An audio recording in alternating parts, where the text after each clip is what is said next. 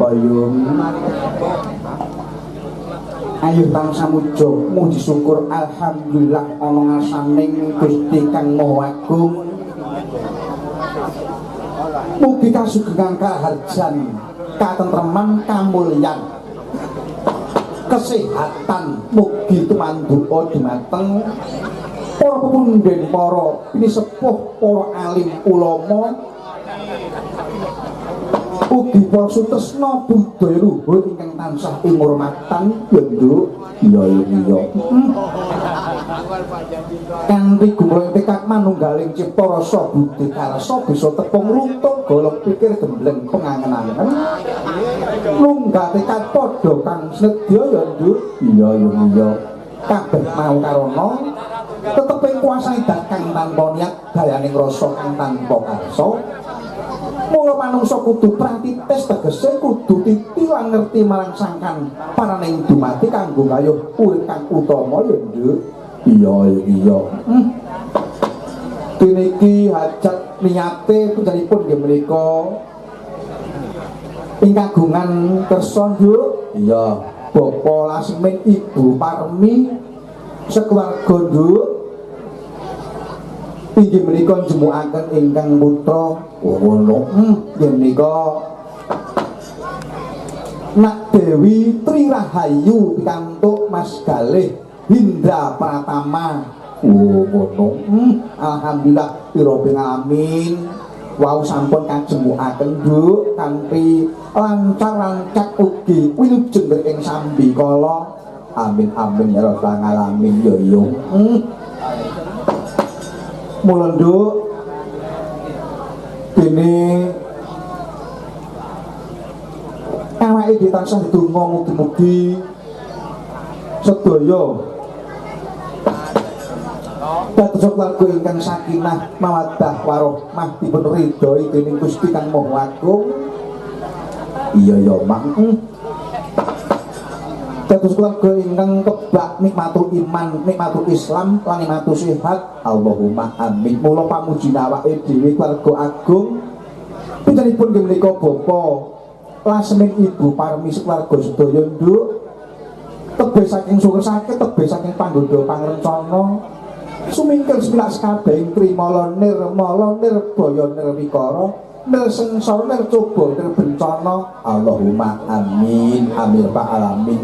Moga dadi keluarga ingkang bagatun thayyibatun warabun gobun ya nduk ya ya iya mboten kata lempen pangabekti kula kunjuk dumateng menika Bapak Kepala Desa ing desa Sedarat kene nduk iya menika Bapak Sugeng Setyoso ya ugi sedaya perangkatipun mboten kata lempen pangabekti kunjuk dumateng menika Bapak kami tuwa ing prengguk mriki nduk nggih menika Bapak Posoirin ngono Mas jan kok piyayine blabyak semanak wah iya jan blater aruan wah pokoke komplit nduk iya alhamdulillah matur nuwun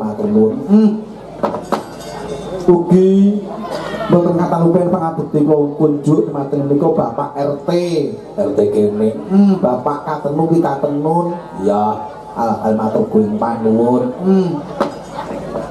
ugi mboten kata lumpen sore wis ditemoni sedulur nduk sedulur lanang nggih menika Pak Rimun nduk oh tanggono sing biyen tau wayangan ya mah matur kuing panuwun ugi sedaya pinanggih rahayu cinta ing sambikala amin amin ya rabbal alamin pokoknya ndongake berkah barokah rezeki tambah kabeh ya nduk iya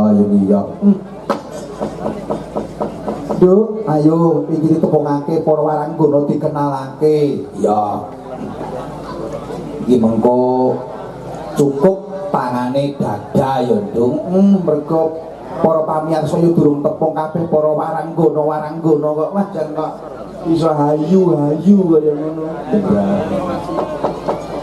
nyunyur kabeh yo kaya ngono marai melek mripat nduk iya kula aturaken dumateng nggih menika Mbak Hani Kusuma saking Tulungagung Pundi yang pun alhamdulillah. Ya. Jos. Ya. Ewak tenan. Putri Tulungagung. Ugi nggih menika Mbak Niken Saraswati saking Kota Blitar. Yuk, irungin dulu, irungin. Ya.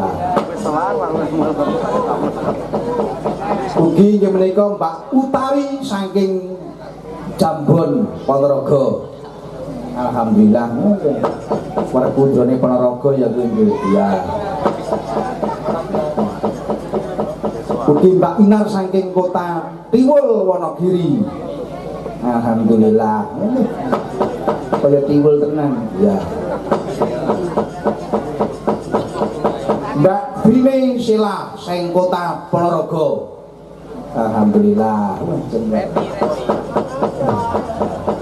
Bisa bujang kabeh iki pokoke bujang sak eneng-eneng iki. Iki pokoke dagangan kabeh tuh. Ya layak sating celorot. Mbak Mutiara saking Badikan Ponorogo. Alhamdulillah. Biyen cilik saiki wis gedhe. Ya. Ugi Mbak Panti saking Jogja. Iya, ya. Patok bangkreng ya. Begogok ya. Wis diunyer kaya ngopo kaya wis kuwi. Ya patok bangkreng begogok ngono kuwi. Kok dikopi asik kaya ngopo iki.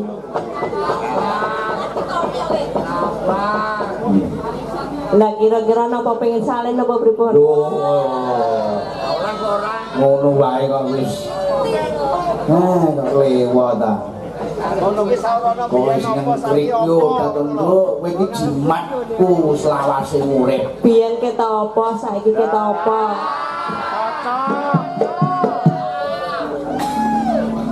Yang biyen dhewe wayu Mas aku. Saiki kok tambah ayu iki Mas. Bisa iki kok tambah ngono ora kurang. Sopo ngarane kurang? Ora eneng kok.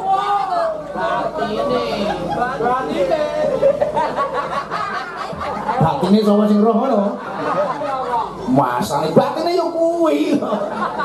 Enek ya kuwi ora enek ya. Apa mau golek ya? Oh, enggak gawe. Jan Karangmojo iki jan kok wis. Apa? Mas Ahmad. Rumpu iki wae. Rumpu ana kayune mlebes. Ya. Coba. Yuk. Ya, ditancake.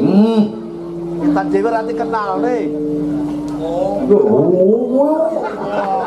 Spesial kok. Seri sangan kok. Ya kapan? Oke, niki tuan rumah nyuwun pari gambyong. Setuju? Setuju. Nah, coba gambyongnya dulu. Nah.